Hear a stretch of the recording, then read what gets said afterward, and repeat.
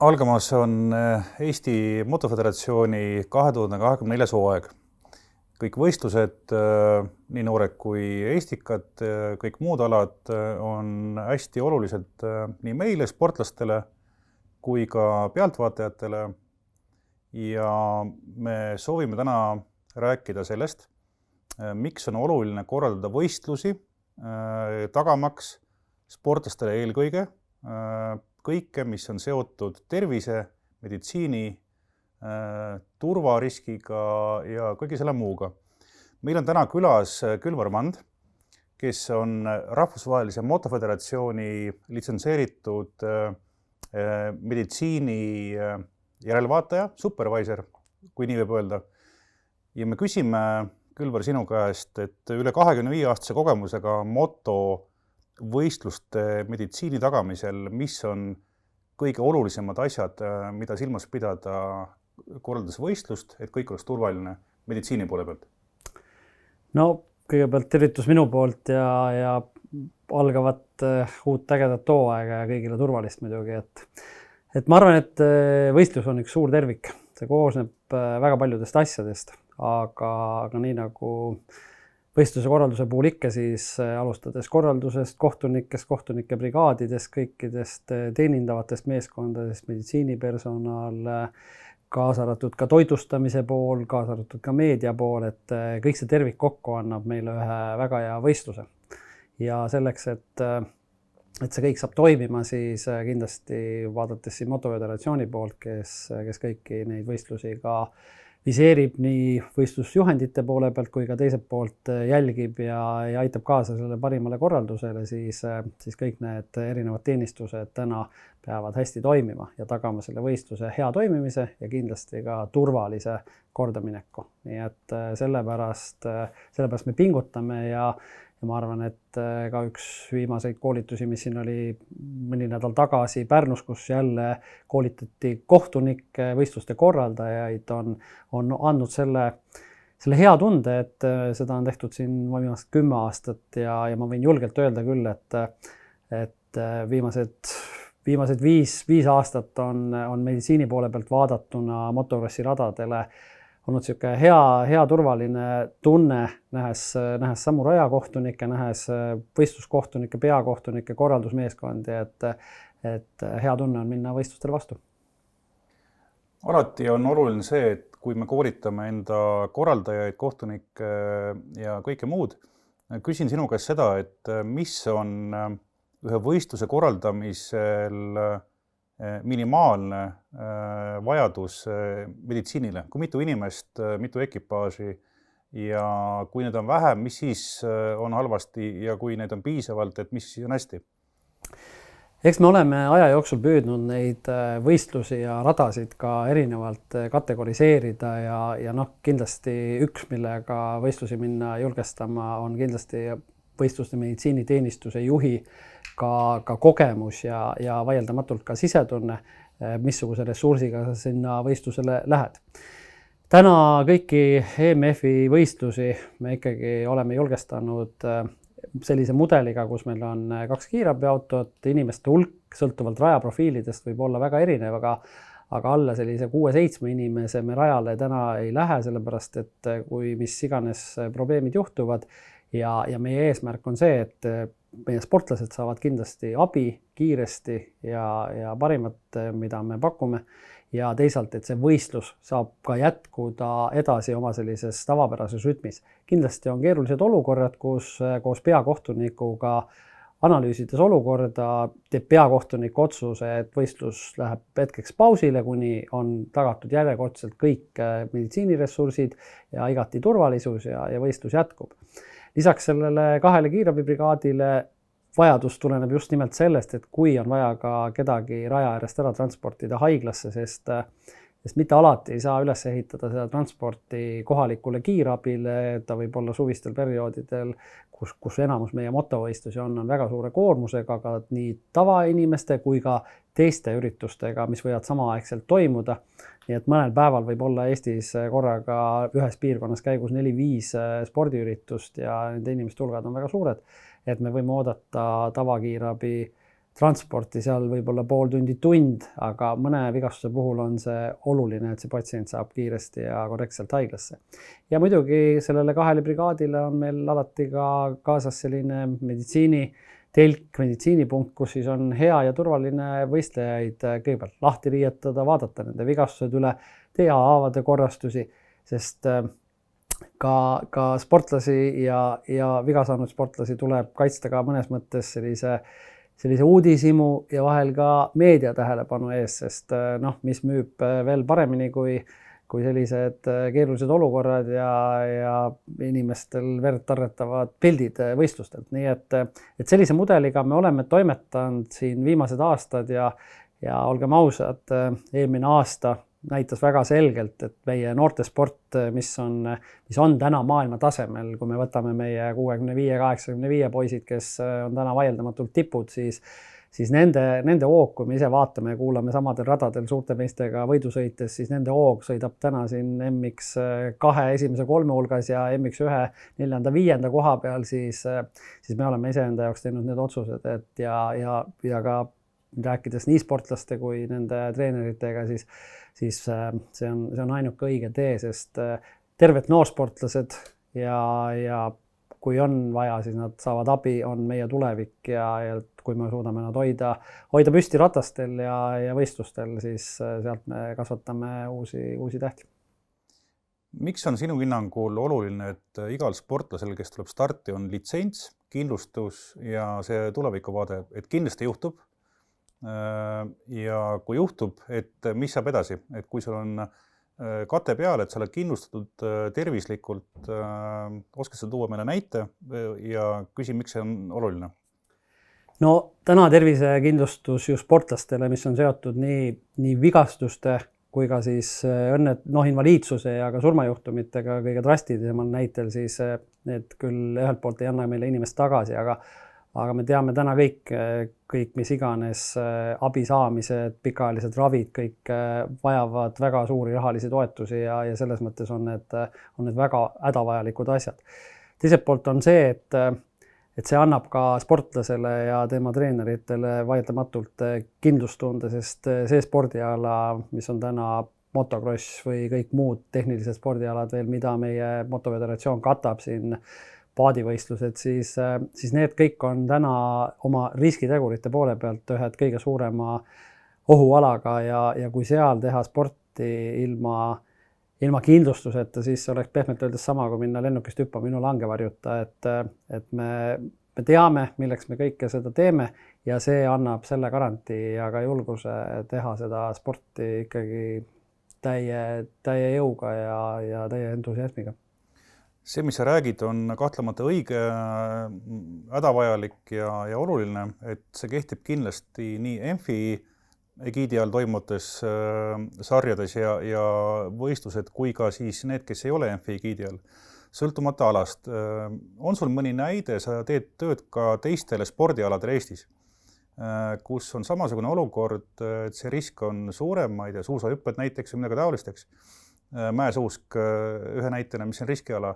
Et kuidas teised alaliidud käituvad näiteks meiega võrreldes, on nad sama teadlikud, teavustavad, mis üldine olukord Eestis on spordis, mõtlen? No ütleme nii, et rahvusvahelistel spordivõistlustel on need võistlused koos siis sportlastega ja ka teenindava personaliga kindlustatud nii surmajuhtumite kui invaliidsuste puhul. Kindlasti väiksemad võistlused, kus on ka osavõtjate arvud väiksemad, viimane kord, kui oli maailma karikaetapp 2 võistluses, siis julgestasime seda võistlust 2 kiirabiauto, meditsiinipunktiga ja päris suurearvulise personalihulgaga. Ja kui ma samas jälle vaatan nagu 2 võistluse Eesti meistrivõistluste etappe või suusahüppeid ja kindlasti kuskil on seal ju ka meedik, aga ei märganud ma küll ega ei näinud, et ühtegi nagu kiirabiautot ehk sellist võimalusel ka kiirreageerimist õnnetuste korral, siis vaieldamatult ma tahan siin kasutada nagu sportlaste sõnu, et ja võib-olla tunnustamaks ka oma seda meeskonda, et nad on ütelnud, et kui me näeme, et te olete raja ääres, et siis ma tean, et täna tuleb võistluspäev, aga kui ma näen ja ma ei saa aru, et missugune on täna meditsiiniteenistus raja ääres, siis ma tean, et täna saab võidu sõita, aga kas saab sõita nagu riskipiiril või sealt üle, siis selles suhtes ma pean tagasi hoidma. Et see juba näitab iseenesest seda, mis tähendab sportlase jaoks hea, korrektne võistluse korraldus, selged julgestused, meditsiin, rajajulgestus, see kehtib ka lipukohtunike kohta, sest tegelikult see kõik on see, mis viib meid edasi ja lähemale kogu see aeg sinna tipule, kuhu sportlane soovib jõuda. Ja sellepärast samamoodi ka meie, nii nagu sportlased panustavad oma sooritusse, peame ka meie panustama meditsiiniteenistuste parematesse toimimistesse ja ka oma järelkasvule, sest ühel hetkel väsime meie ja tulevad noored nii nagu ka spordis ja me saame kogu sellise koolitatud väljaõpitud süsteemiga edasi liikuda ja seda teha paremaks. Kui palju sinu meeskonnas on inimesi, kellega saad arvestada terve hooaja vältel, kes on koolitatud, kogenud ja teavad, mis teha, et on neid kümneid, sadu ilmselt mitte, aga kui palju neid inimesi on? No ma arvan, et see number täna, kes meie meeskonnas käib nagu hooaja jooksul läbi, on vahemikus 35 kuni 50 inimest, sest suvi on intensiivne, võistlusi on palju ja ka suurematel võistlustel eelmine aasta Lange korvikvaadi maailmameistrivõistluste etapp, et seda me julgestasime 20 meedikuga ja võistlus kestab pea 2,5 päeva, alustades siis reede õhtuste kõigi ettevalmistustega ja lõpetades pühapäeva õhtuga, et see meeskond on suur ja teistpidi ongi see hästi oluline, et kõik saavad suve jooksul piisava koormuse, saavad erinevatel radadel käia, nad tunnevad ennast seal hästi, turvaliselt, nad oskavad positsioneerida õieti nagu julgestuskohtasid, sest see on ka hästi oluline, et need meeskonnad, kes meil täna võistlusi läbi viivad, kohtunike meeskonnad, nad on juba erinevate radade peal kodus. Nad on kompetentsed, nad valivad õigeid kohti, nad oskavad lugeda sportlaste sõidustiile, käekirju, et tegelikult see muudab selle võistluse nauditavaks ja olgem ausad, et on neid meedikuid, kes tulevad rajalt, teevad 2-3 võistlust kaasa ja siis nad ütlevad, et jah, see kõik on äge, aga see ei ole päris mulle ja vägisi ei saa kedagi seal hoida, aga et meie peame tunnistama, et me tegelikult naudime seda sporti, seda sõitu, seda sõna otseses mõttes kihutamist ja kui siis sellega käib kaasas ka kõik see, mis sellega kaasas käib, siis me teame, et siis selle jaoks me seal oleme. Küsin nii, et Eestis vaatavad motovõistlusi vahel tuhanded inimesed, pealtvaatajad, publik, treenerid, lapsevanemad, kuidas nemad käituvad ja kas ütleme, teie personal, kui seal publiku hulgas midagi juhtub, on samamoodi seotud nagu võistluse kui sellise aitamisega ja on need juhtumid tulnud ka ette? Ja ikka, ma arvan, et igal võistlusel tuleb ette ja peab tunnistama, et viimasel ajal kipub olema see, et pealtvaatajatega võib meil olla isegi rohkem muresid. Õnneks on täna ENFi poolt korraldatavatel võistlustel oluliselt vähenenud mured näiteks alkoholiga ja selle kuritarvitamisega, et noortevõistlustel on see lausa nagu välistatud ja võrreldes siin varasemate aastatega 10 aasta tagusega, sest hea näide on alati olnud meil selline Tere kevad, Kross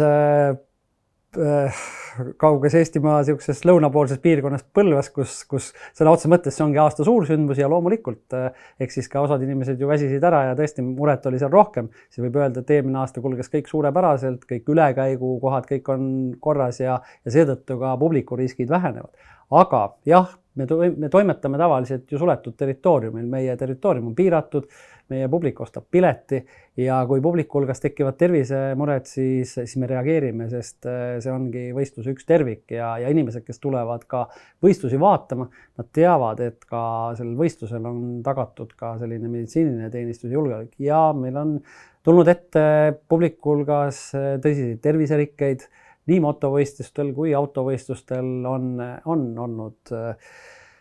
olnud südamerikkeid, on tulnud elustamisi ette, sest jah, nii nagu me võistlustel ka ütleme ja kui võistluste korraldajad küsivad, et võistluste meditsiiniliseks julgestamiseks pakkumisi, siis me alati ütleme, et me garanteerime seal nii palju kiirabiautosid, meditsiinipunkti ja ka pealtvaatajate turvalisuse, et võistluste korraldajal oleks ka see garantii, et ta ei pea mõtlema hakkama, mis toimub paddockis, mis toimub kuskil publikualas, et kui seal juhtub õnnetus, kes toimetab. Ja seetõttu on ka juhendites hästi oluline nendes, kus on inimesed nimepidi kirjas, meditsiiniteenistused, et seal on kontakttelefonid. Et kõigil meil on mobiiltelefonid, kõik me saame sealt juhendi kiiresti kätte, kui mul on vaja abi otsida, siis ma võtan sealt juba numbri, helistan, sest meil on küll raadioside, mis katab kogu raja ära ja peakohtunikud, aga tavainimesed kasutavad ikkagi eelkõige telefone ja seetõttu telefoninumbri informatsioon ja nimi aitab meil kindlasti vahel kriitilisi olukordi kiiresti ennetada ja päästa. Kokkuvõtlikult ühe professionaalse motovõistluse korraldamisel ei piisa 1-2 meedikust. On vaja ekipaaži, sõltumata, mis võistlus on. Et tagada turvalisus, rääksime, et litsentsid, kindlustused peavad olema ja veel kord, et soovid sa midagi veel lisada, mis sa täna juba rääkinud oled, mis on oluline, mida silmas pidada just korraldajatele, et nad teaksid ja käituksid vastavalt nii, nagu on juhendis kirjas, nii nagu kohtunikud on ette öelnud, nii nagu meditsiin on asjad paika pannud, ilma selleta ei juhtu nagunii mitte midagi. Et sa pead seda kõike täitma, sest see on hästi oluline. No kindlasti ma veel tahaks rõhutada seda, et meil on ka hästi jõulised ja tublid ja suured klubid juba ja nagu KTL või ka siis Pärnu motoklubi ja Red Moto, et võistlust klubide enda treeningpäevad, et ka seal on juba oluliselt hakatud rõhku panema ka sellele turvalisele treeningutele, sest olgem ausad, hea treening, nii nagu öeldakse, tagab nagu ka tulemuse võistlustel ja selle sõidukindluse ja parema soorituse ja suurte klubide puhul on tihti stardid 2-30 tsiklit on korraga stardis, mis on meie selliste tippvõistluste suured stardid ja tõenäosus, et seal midagi ei juhtu, on ju pigem väiksem kui see, et seal midagi juhtub ja täna ka KTL-i selle hooaja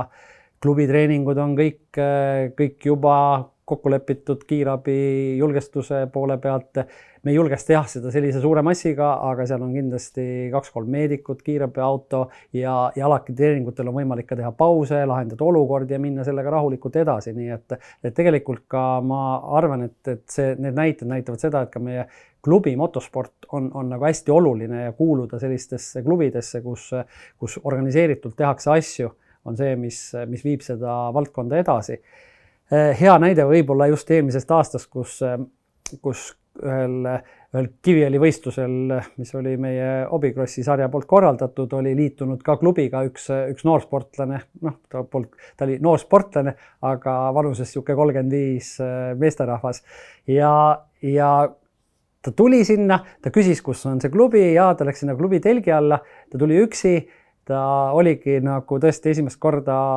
võistlusel ja muidugi tegi ta ka kukerpalli ja siis tõesti tänu sellele, et ta oli sellel hetkel selle klubiga seotud, siis need klubikaaslased, kes teda küll väga ei tundnud, aitasid siiski toimetada ära kõik need asjad, mis seal oli vaja ära teha selleks, et inimene saaks kenasti õhtuks koju tagasi. Ta kindlasti ei olnud pärast seda kukkumist ise suuteline sõitma, aga see ka lahendati ennast ära. Et seetõttu tehes seda sporti on kindlasti ka väga vajalik minu vaatevinklist nagu kuuluda sellisesse organiseeritud klubisse, kas või trennis käies, enduro sõitjad. Me teame, Eestis on olnud selliseid kurbi juhtumeid, kus treeningu käigus on sportlane jäänudki metsa ja ta on sealt leitud ja traagiliselt, et ka treeningkaaslased kahekesi trenni tehes on alati turvalisem, kui minna seda üksi tegema. Et kõik sellised nüansid ja ma arvan, et kui on nii klubidel kui sportlastel nõuandeid vaja, siis minu numbri leiab ilmselt väga lihtsalt ja ma arvan, et iga samm, mis me suudame ennetada, mis iganes